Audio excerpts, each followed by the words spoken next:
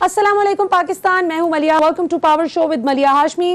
नाजरीन, आज हम एक ऐसे अहम इशू पर बात करेंगे जिसको काश पाकिस्तान इसी कामयाबी से अगर सालों पहले इसी तरह से एड्रेस कर लेता और अपने दुश्मनों का चेहरा इसी तरह से, वो मकरूह चेहरा पूरी दुनिया के सामने बेनकाब कर लेता, तो शायद पाकिस्तान को इतना जानी और माली नुकसान इतने दिहाइयों ना बर्दाश्त करना पड़ता। लेकिन अल्लाह ताला के हर काम में बेहतरी होती है। आज भी जो अल्लाह की मदद पाकिस्तान को हासिल हो गई है, जिसकी वजह से पाकिस्तान ने बहुत कामयाबी से अपने दुश्मन का मकरूह चेहरा आलमी सतह पर बेनकाब कर दिया है। वो दुश्मन जो सालों साल हमने देखा कि पाकिस्तान में खुद शरारत करता था, खुद बदअमनी के वाकयात फैलाता था। कभी उनका कुलभूषण यादव पकड़ा जाता था तो कभी कोई और कारिस्तानी पकड़ी जाती थी, इसके बावजूद वो बच निकलता था। लेकिन आज पाकिस्तान के हाथ कुछ ऐसे नाकाबिले तरदीद सबूत लग चुके हैं जिसकी वजह से भारत की वो तमाम चाल और मक्कारी पूरी दुनिया के सामने बेनकाब हो गई है। मैं बात कर रही हूँ लाहौर धमाके की, जो हमने देखा कि जौहर टाउन के इलाके में 23 जून 2021 को होता है और पूरे मुल्क में एक खौफ व हरास की लहर फैल जाती है कि ये कहीं खुदा न खास्ता दोबारा वही वक्त तो नहीं लौट आया कि जब धमाके होंगे और पाकिस्तान को इस तरह से बदअमनी का शिकार किया जाएगा। आज क्या मुख्तलिफ है माजी से कि हमने देखा कि 3 दिन के अंदर अंदर माशाल्लाह पाकिस्तान की तमाम सिक्योरिटी और इंटेलिजेंस फोर्सेस ने मिलकर उन तमाम मकरूह एलिमेंट्स को बेनकाब किया। वो तमाम मुजरिमान न सिर्फ आइडेंटिफाई हो गए बल्कि गिरफ्तार भी कर लिए गए और उनके ताने बाने जा मिले भारत से। और ये भी पता चला कि एक तीसरे मुल्क के जरिए उन पर इन्वेस्टमेंट की जा रही थी।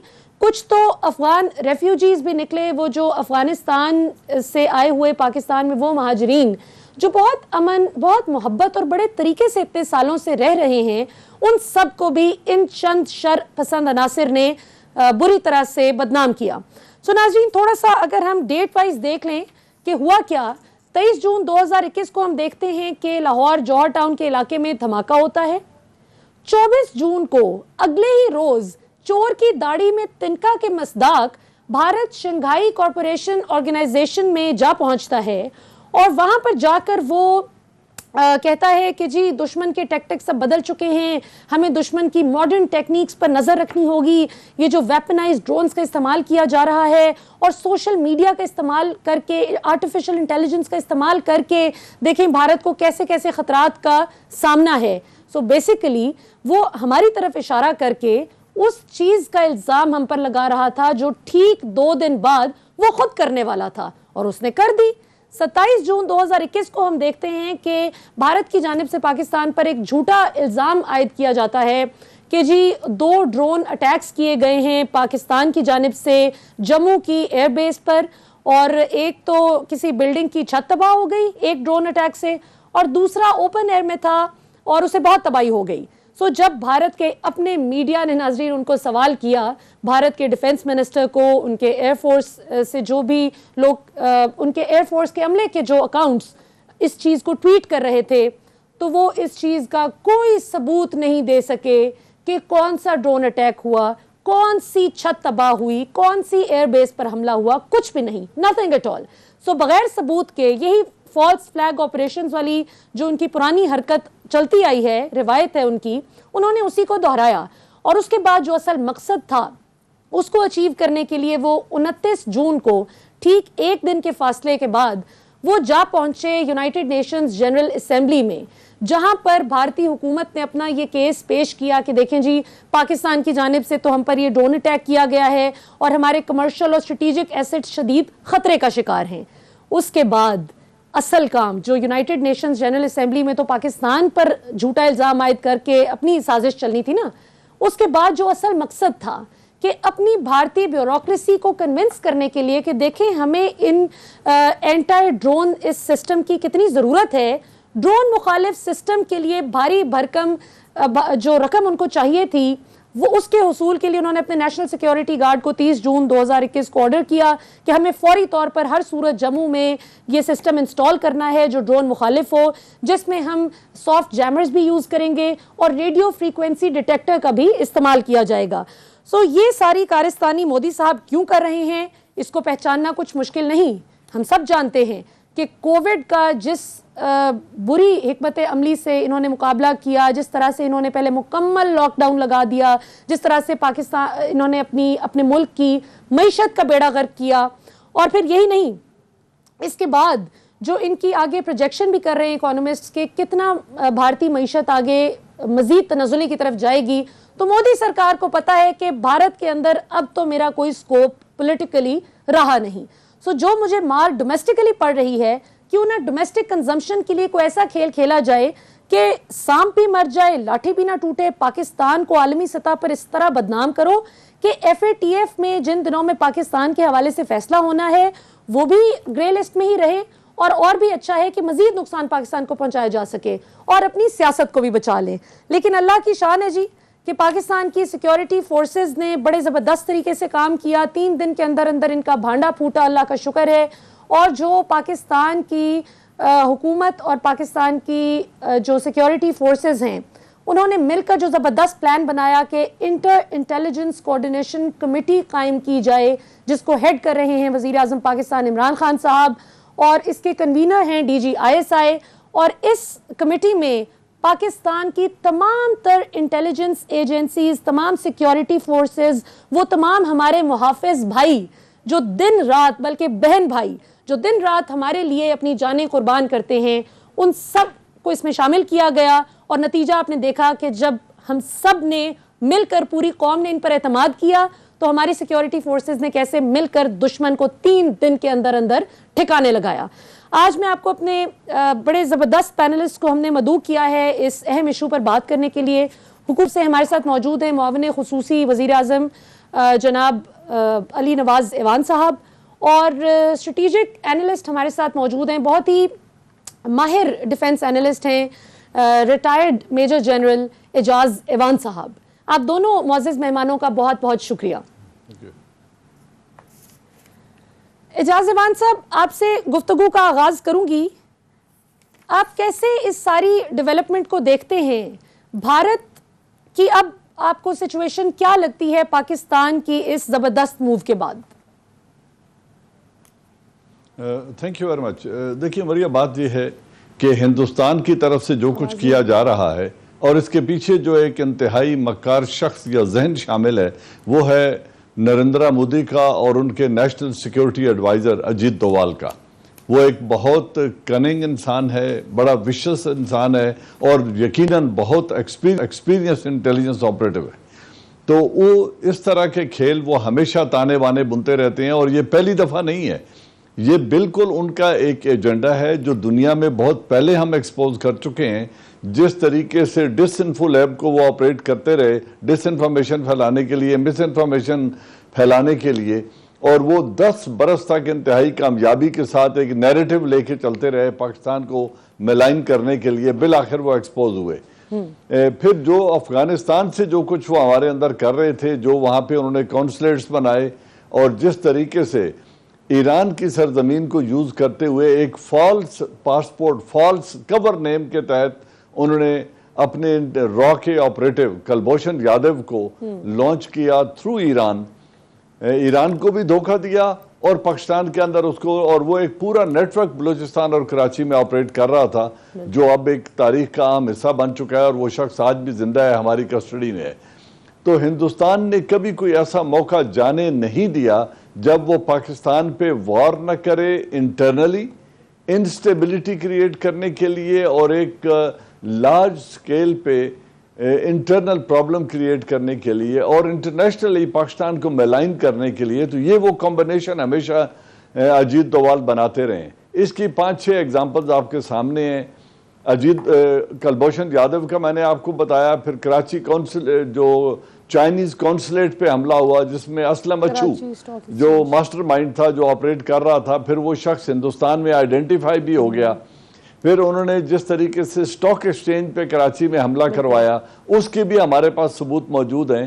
اور جو ہم نے ڈوسیئر پچھلے سال دیا تھا, اس میں بینکنگ ٹرانزیکشن, ٹیلی فون ریکارڈ, اور وہ آپریٹر جن کو وہ پاکستان کے اندر انسٹیبلٹی کے لیے یوز کر رہے تھے, اس کے بھی ہم نے ثبوت, اور وہ ڈوسیئر ہم یونائٹڈ نیشن میں اس سے پہلے دے چکے ہیں. اب یہ جو لاہور کا انسیڈنٹ ہے اس کے آپ اگر ڈیزائن کو سمجھیں، ایک تو آپ نے بڑا کرونولوجیکل آرڈر اس کا ایکسپلین کر دیا کہ وہ یہ کس طریقے سے کرایا اور پھر اس کو کور اپ کرنے کے لیے وہ پہلے ذہن سازی کیسے کر رہے تھے۔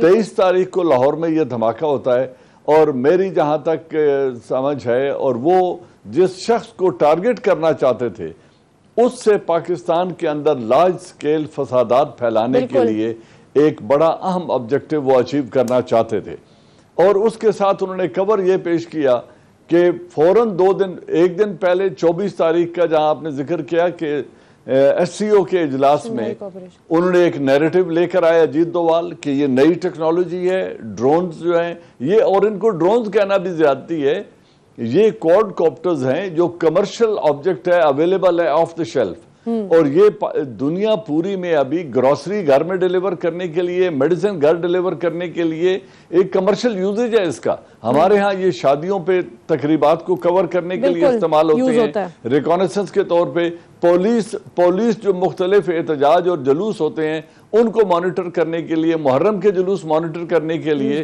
ان کو پولیس استعمال کرتی ہے، اور کچھ شوقین بچے جو ہے اس کو اپنے مقاصد کے لیے بھی استعمال کرتے رہتے ہیں۔ تو جو commercially of the shelf available ایک کوڈ کاپٹر ہے اس کو ایز اے ملٹری انسٹرومنٹ کہنا کہ یہ پاکستان ہمارے خلاف یوز کر رہا ہے، یہ تو اجیت دوال سے زیادہ اس کا بہتر استعمال کون جانتا ہے، لیکن وہ دنیا کو ایک نیریٹو بیچنا چاہتے ہیں، اور پاکستان اتنا نائیو ہے، اتنا ان ایکسپیرینس ہے اجیت دوال کے مطابق کہ وہ اس کوڈ کاپٹر کو عام تو کر سکتا ہے، فلائی کر کے ایئر سپیس کو پینیٹریٹ کر کے ان کے بیس تک تو جا سکتا ہے، لیکن بیس پہ جا کر وہ کسی چیز کو ٹارگٹ نہیں کر سکتا، اور وہ بلا مقصد جو ایکسپلوسیو اس کے اوپر سو کالڈ تھا اس کو ڈراپ کر کے ایک اوپن ایئر میں اور ایک مکان کی چھت کے اوپر بے مقصد ڈراپ کر کے وہ واپس آ جاتا ہے، اس کا ثبوت بھی ان کو نہیں ملتا، لیکن ڈرون سٹرائک پاکستان کی طرف سے ہو گئی ہے۔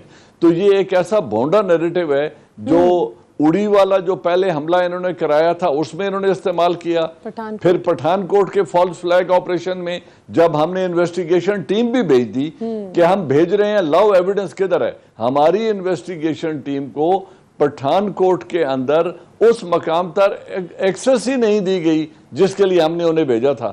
تو اور پھر جو پلوامہ میں جو کچھ ہوا وہ پوری دنیا نے دیکھا، اس کے نتیجے میں جو ری ایکشن، لیکن اس کے پیچھے ہمیں ایک مائنڈ سیٹ سمجھنے کی ضرورت ہے کہ یہ سب کچھ ہو کیوں رہا ہے، اور وہ بڑا واضح ہے کہ کشمیر کے اندر حالات ان کے دبانے سے دب نہیں رہے، کشمیریوں کی خواہشات پہ اور ان کی جو ایک سٹرگل ہے اپنے پلیبسٹ کے لیے اس کو دبانے میں یہ ناکام رہے ہیں۔ انہوں نے 2 سال سے تقریباً کرفیو لائک سچویشن کریٹ کی ہوئی ہے، اس کے باوجود یہ انہیں سپریس کرنے میں ناکام رہے ہیں۔ اب انہیں مزید فوج چائنا کے بارڈر پہ بھیجنی پڑ رہی ہے، اور افغانستان سے انہوں نے پرسوں رات کو C-17 کی 3 فلائٹس استعمال کر کے انہوں نے باگرام سے اپنے وہ را کے آپریٹیوز ایویکویٹ کرنے شروع کیے ہیں جن کے لیے اجیت دوال اس دن افغانستان بھی گئے تھے اور ان کو وہاں قیام کے لیے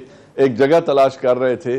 انہوں نے اپنے 2 کونسلیٹ کلوز کیے اور افغانستان سے 3,500 کے قریب انڈین یہ نکال کے لانا چاہتے ہیں جن میں را آپریٹو شامل ہیں جو پاکستان کے اندر دہشت گردی میں ملوث رہے ہیں۔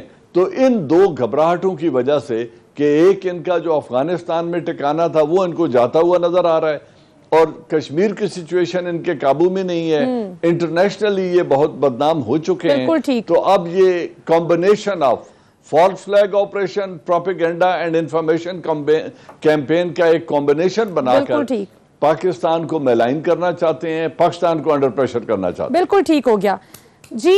علی ایوان صاحب آپ یہ بتائیے کہ اس بات پر تو ظاہر ہے آپ کی حکومت کو بہت شاباش دی جا رہی ہے اور آپ لوگ شاباش کے مستحق بھی ہیں کہ ماشاءاللہ جس طرح سے آپ لوگوں نے پاکستان کی تمام سیکیورٹی اور انٹیلیجنس فورسز کو یکجا کیا ہے، انٹر انٹیلیجنس کوارڈینیشن کمیٹی کی صورت میں خان صاحب اس کو خود ہیڈ کر رہے ہیں، تو اس میں تو کوئی شک نہیں ہے اس کی کامیابی میں ماشاءاللہ۔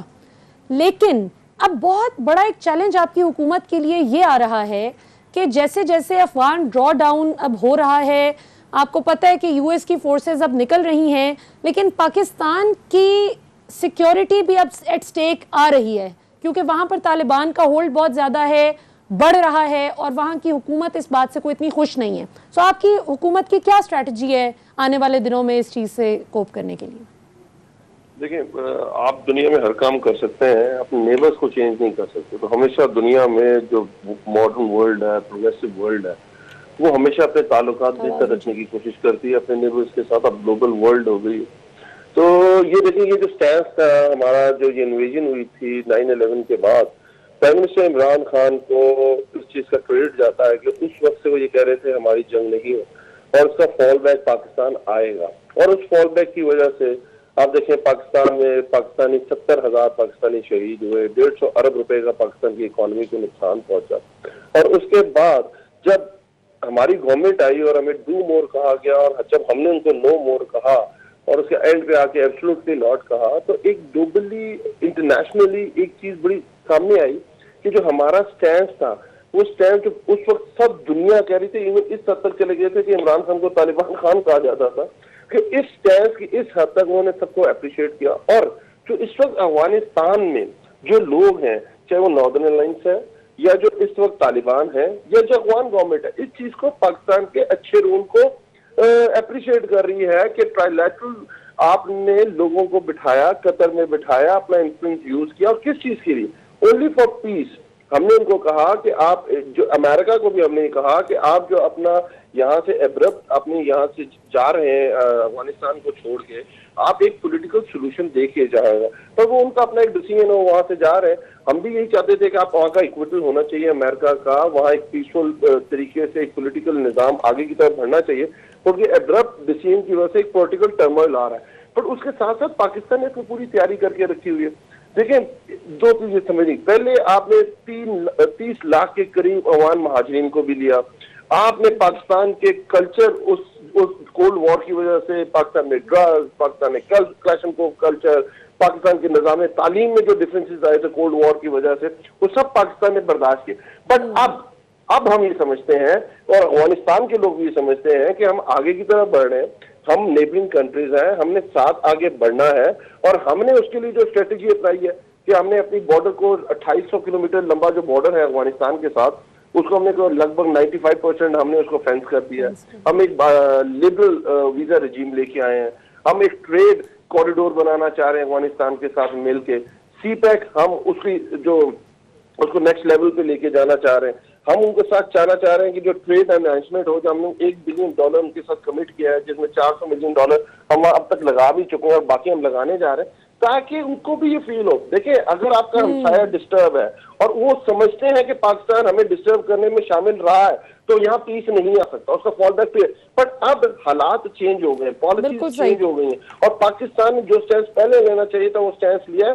तो इंशाल्लाह ताला हालात मुश्किल हैं, वाकई मुश्किल है, बट मेरे ख्याल में इंशाल्लाह ताला हम इसे पीसफुली पाकिस्तान भी टैकल कर लेगा. और इंशाल्लाह ताला टाइम आएगा, थोड़ा मुश्किल होगी, पर हमारे साथ स्टेबल हो जाएगा इंशाल्लाह ताला. और नाज़रीन, ये मैं आपकी इत्तला के लिए बताती चलूं कि जो अली नवाज ऐवान साहब ने बड़ा इंपॉर्टेंट पॉइंट रेज किया कि जो पाकिस्तान की सिक्योरिटी फोर्सेस ने, पाकिस्तान की फौज ने जिस दलेरी के साथ माशाल्लाह ये जो फेंस लगाई है पाक अफगान बॉर्डर पर, ये कोई 1 दिन 2 दिन की मेहनत नहीं, ये 2017 से लेकर अभी तक इस पर काम जारी है.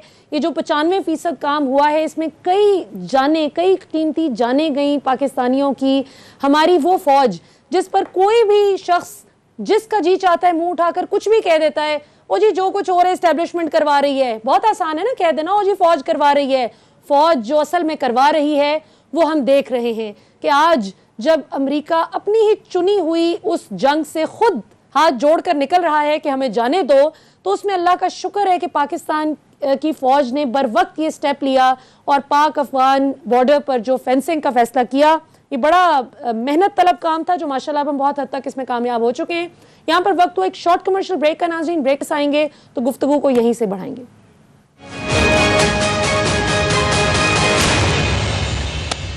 वेलकम बैक नाज़रीन. ब्रेक से पहले हम बात कर रहे थे कि भारत की जो इन्वॉल्वमेंट पकड़ी गई है पाकिस्तान में लाहौर के इलाके जौहर टाउन में किए गए धमाके में.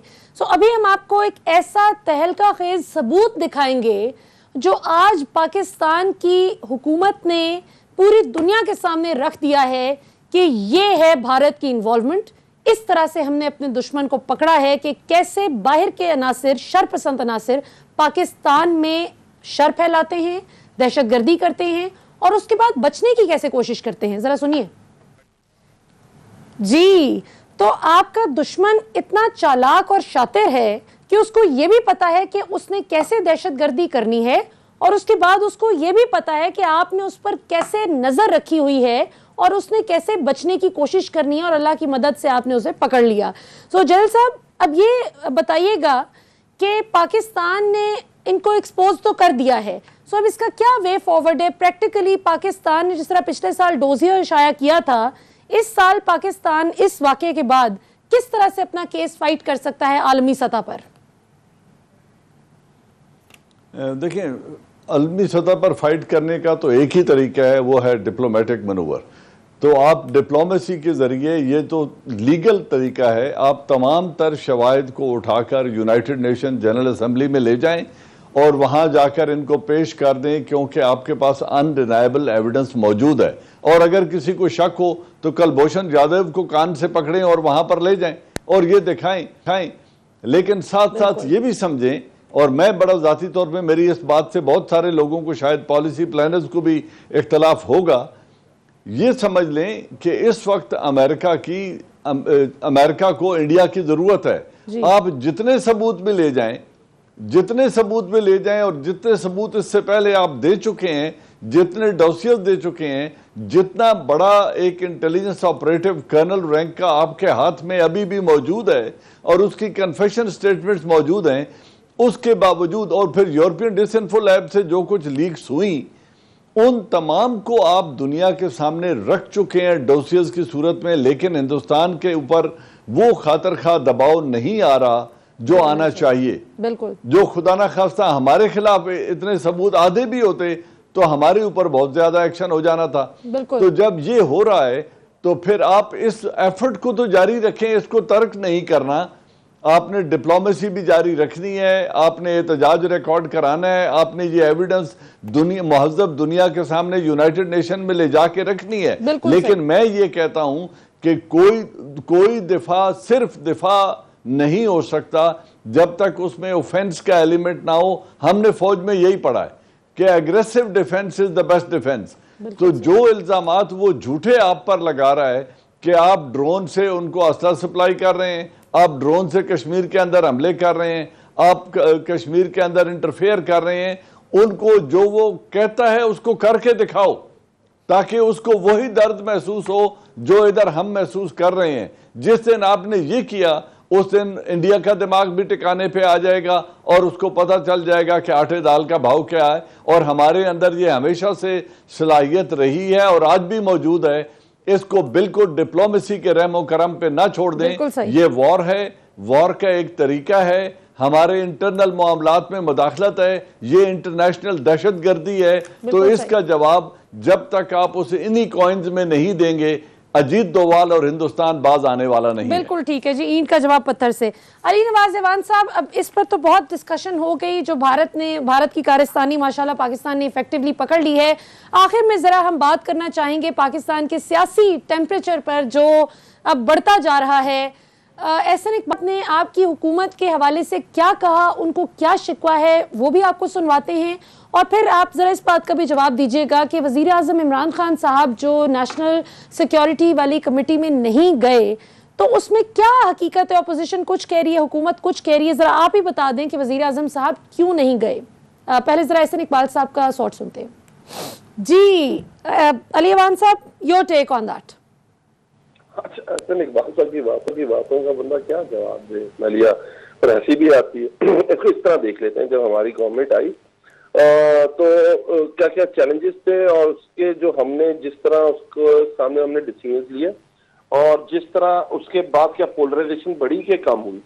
हमसे जब हमारी आई तो फॉरेन पॉलिसी एक बहुत बड़ा एक फेलियर था पाकिस्तान का। कि आपके जो ब्रदर मुल्क थे वो आपसे नाराज थे, मतलब सऊदी आपसे नाराज था, आपके कतर आपसे नाराज था, आपने उठा के पहले उनको हाँ की और फिर जो उनकी फीफा की जो गेम्स थी वो आपने टर्की के हक में जाके वोट दे दिया। फिर आपका यूएई आपसे नाराज था, फार ईस्ट के साथ आपके कोई बायलैटरल ट्रेड तो थी $6 अरब की, पर कोई बायलैटरल ट्राइज नहीं थे आपके। तो हम बहुत बुरे मुश्किल आ रहे थे। इंडिया का पूरा नैरेटिव पूरे दुनिया में बड़ी पब्लिसाइज हुआ था, लोग उसको एक्सेप्ट कर रहे थे कि पाकिस्तान एक दहशतगर्द मुल्क है, पाकिस्तान से दहशतगर्द मूव करते हैं, ये सुसाइडल बम्स बनाने वाला एक इनके पास मशीन मौजूद है। और उस वक्त पाकिस्तान आता है, ट्रम्प की गवर्नमेंट होती है, वो आपसे नाराज है, वो आपको कह रही है कि आप और आगे जा रहे हैं, अब 2 साइडेड गेम खेल रहे हैं। हमारी गवर्नमेंट आती है, ट्रम्प हमें कहता है नो मोर, डू मोर कहता है, हमने उसको स्ट्रेट अवे जवाब देते हैं नो मोर। उसके बाद इंडिया का जो था नैरेटिव, उसका हम दुनिया के पास जाते हैं और बताते हैं, अपना नैरेटिव बिल्ड करते हैं, उसको डिप्लोमेटिक अपने डिप्लोमेसी करते हैं पूरी दुनिया के अंदर। आज इंडिया कहाँ खड़ा है और पाकिस्तान कहाँ खड़ा है।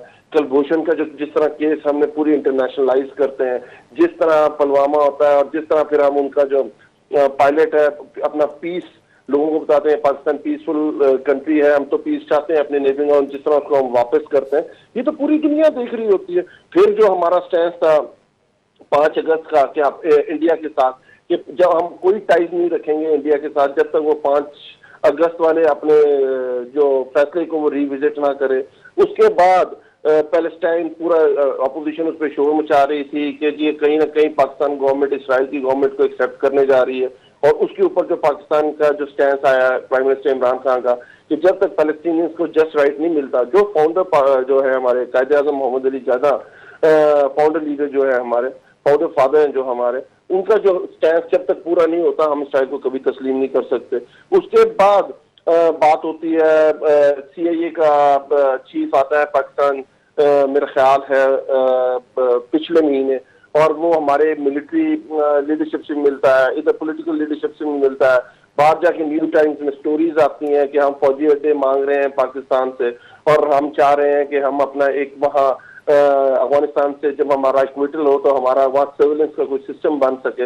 उसके ऊपर जो पाकिस्तान एब्सोल्युटली नॉट करता है। तो क्या मुझे बताएंगे इससे पोलराइजेशन बढ़ी है कि पाकिस्तान में यकजहती आई है? उसके बाद जिस तरह कोविड को डील करता है पाकिस्तान, कितना बड़ा मसला आता है कि पाकिस्तान एक MCOC की फॉर्मेशन होती है, पूरे पाकिस्तान में डिसीजन लिए जाते हैं, जिस वक्त अपोजिशन कह रही होती है पूरा लॉकडाउन करो, जिन आपने हमसाया मुल्क इंडिया को देखो, दुनिया को देखो, और जो लीडरशिप उस वक्त प्राइम मिनिस्टर इमरान खान जो फैसले करते हैं, जो अपने आम गरीब के लिए फैसले करते हैं, जो अपने दिहाड़ीदार के लिए फैसले करते हैं, क्या उससे मुल्क में यकजहती आती है कि पोलराइजेशन होती है? उसके बाद आपके 60% आपका जो पाकिस्तानी लोग हैं वो रूरल एरिया के अंदर रहते हैं, एग्रीकल्चर से उनकी जिंदगी, उनका माश लिंक्ड है, तो उसमें लोकस्ट का हमला होता है। जिस तरह उस जगह भी एक MCOC की एक हम लोग फॉर्मेशन बनाते हैं, और जिस तरह हम फखर इमाम साहब के नीचे और जिस तरह लोकस का मुकाबला करते हैं, क्या उससे पोलराइजेशन बढ़ती है कि या उससे यकजहती बढ़ती है? हम तो नहीं देखते ये सुबह कौन से पॉलिटिकल गवर्नमेंट रन कर रही है, हम तो पूरे फैसले करते हैं, इम्प्लीमेंटेशन करते हैं। उसके बाद जो पाकिस्तान के फाइनेंशियल हालात थे, पाकिस्तान का $20 अरब का करंट अकाउंट डेफिसिट था, $60 अरब पे आपका इंपोर्ट पहुंची हुई थी, $40 अरब के करीब आपका ट्रेड डेफिसिट था। उसके बाद आपका पाकिस्तान पूरी दुनिया कह रही थी आज बैंकरप्ट हुआ कि कल बैंकरप्ट हुआ। पाकिस्तान के फॉरेन रिजर्व पाकिस्तान की तारीख में सबसे कम थे $3.5 अरब। आपका कर्जा $25 अरब में खड़ा था, लाइबिलिटीज आपकी $5 अरब और मिला के कोई $30 अरब में खड़ा था।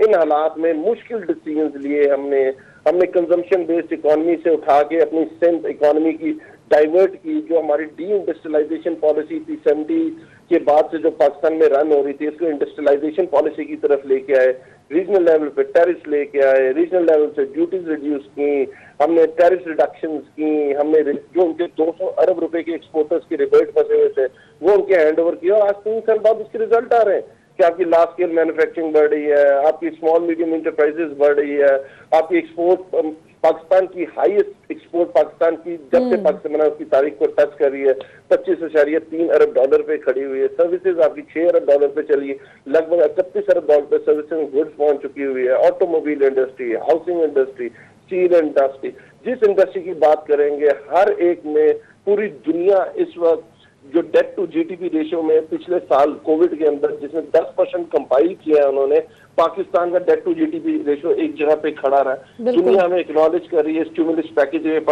चौथे नंबर पे ला रही है कि 1 करोड़ से ज्यादा जिस मुल्कों में साफ और शफाफ तरीके से उनके डोर स्टेप पे जिस तरह जाके उनकी हेल्प की गई है, वो पाकिस्तान उस पर चौथे नंबर पे कि लगभग 9 करोड़ लोगों को पाकिस्तान में हर 3 घरों में से 1 घर को आपका स्टिमुलस पैकेज पहुंचा है। गरीब की आवाज सुनी जा रही है, एहसास, कफालत, अखुवत, जिस तरह क्या इनसे पोलराइजेशन बढ़ी है कि पाकिस्तान में ये तो आपने बड़ा मुफस्सिल जवाब दे रहे हैं सर इकबाल साहब को। नाज़रीन, यहाँ पर वक्त तो एक शॉर्ट कमर्शियल ब्रेक का, ब्रेक के बाद वापस आएंगे तो आखिरी एक बहुत ही दिलचस्प सवाल अपने दोनों पार्टिसिपेंट से पूछेंगे आफ्टर द ब्रेक।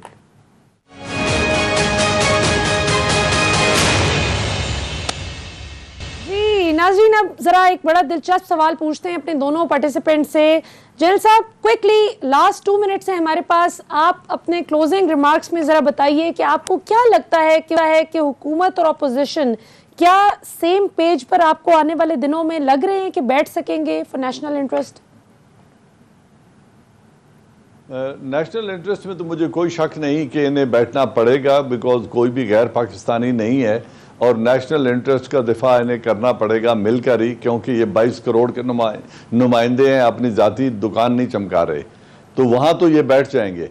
लेकिन जो कुछ इनका रवैया इस वक्त है, लार्ज स्केल अगर अपोजिशन और हुकूमत इकट्ठे ही बैठ जाएं तो फिर अपोजिशन क्या हुई और हुकूमत क्या हुई। आपने जो लास्ट सवाल पूछा था पोलराइजेशन का, मैं 1 मिनट आपको बता दूं, पोलराइजेशन ये नहीं होती, पोलराइजेशन उस वक्त होती है जो फजलुर रहमान ने नैरेटिव लिया था कि अगर फाटा को और पाटा को मर्ज किया गया पाकिस्तान में तो ये इज्तमाई खुदकुशी होगी और हम इसमें शरीक नहीं हैं। अल्लाह ने उन्हें गलत साबित किया और वो लोग आज सेलिब्रेट कर रहे हैं इस मर्जर को। ये थी कोशिश पोलराइजेशन की। जब नवाज शरीफ मुख्तलिफ स्टेजेस पर खड़े होकर ये कहता है कि अदालत पे तनकीद, आर्मी पे तनकीद, इंटेलिजेंस सर्विसेज पे तनकीद, इलेक्शन कमीशन ऑफ पाकिस्तान पे तनकीद, और अपना अदालत जो इल्ज़ामात हैं अदालत में जवाब नहीं देते, तो पोलराइजेशन करने का वो तरीका होता है। और जो पीपल्स पार्टी कर रही है कि सिंध का पानी काट लिया, पंजाब को पानी दे दिया, ये है वो नेगेटिव पॉलिटिक्स जो रीजनल कार्ड प्ले करके पोलराइजेशन कर रहे हैं। और पोलराइजेशन इससे बढ़ के मुझे नहीं समझ आती कि एहसन इकबाल साहब पोलराइजेशन का इल्ज़ाम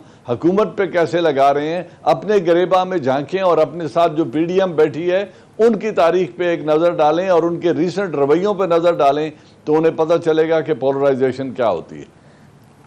ले जी, अली अवान साहब, आपके पास भी आखिरी मिनट है। अपने क्लोजिंग रिमार्क्स में आप ये बताएं कि बहुत से लोगों ने इस बात को सराहा कि अगर शहबाज शरीफ साहब की जानिब से ये फरमाइश की गई, शर्त रखी गई कि वज़ीर आज़म इमरान खान साहब उसमें ना शामिल हो इजलास में, उस मीटिंग में नेशनल सिक्योरिटी की, तो वो नहीं गए। चलो अच्छा हुआ, इनको ब्रीफिंग मिल गई, एक सुकून का माहौल रहा। लेकिन वहीं पर एक तनकीद भी आई है कि इस तरह से तो कल को शहबाज शरीफ साहब या कोई भी अपोजिशन लीडर अगर कोई एतराज़ करेगा तो वज़ीर आज़म साहब इसी तरह से अवॉइड कर जाया करेंगे इंपॉर्टेंट जगहों पर अपनी मौजूदगी। पहले शहबाज शरीफ साहब कह चुके हुए थे मैंने फॉर्म पढ़ना है, तो मेरा ख्याल है उनको वो शर्मिंदगी का सामना करना पड़ता। अगर प्राइम मिनिस्टर हो तो प्राइम मिनिस्टर ने उनको थोड़ा सा लीवरेज दिया है कि मैं नहीं आता, आपने जो करना है वो करें। जी एजाज अवान साहब, आप इस पे क्या कहना चाहेंगे कि जो शहबाज शरीफ साहब के फरमाइश पर वजीर आजम साहब का ना जाना, is it a good move और अ बैड मूव? देखिए, बातें दोनों हो सकती हैं। पहली बात ये, अगर लीडर ऑफ द अपोजिशन ये फरमाइश करता है कि एक नेशनल कंसेंसस बिल्डिंग के लिए जो इंटेलिजेंस ब्रीफ हो रहा है उसमें प्राइम मिनिस्टर ना आए, तो मैं उनकी सियासी बसीरत को क्या कहूँ। और अगर प्राइम मिनिस्टर उनकी इस बात पे नहीं जाते तो मेरे ख्याल में इक्वली बड़ी मिस्टेक है। प्राइम मिनिस्टर अगर चले जाते तो ज़्यादा बेहतर रहता और ये एक बेहतर जमहूरी रवैया होता। मुझे नहीं लगता कि 18 बंदों के इजलास में ये कोई उनके साथ नारवा सलूक रख सकते थे या चले जाते तो ये वॉकआउट कर जाते। नहीं, वॉकआउट मैंने तो देखिए, मैं भी इसी मुल्क का रहने वाला हूँ।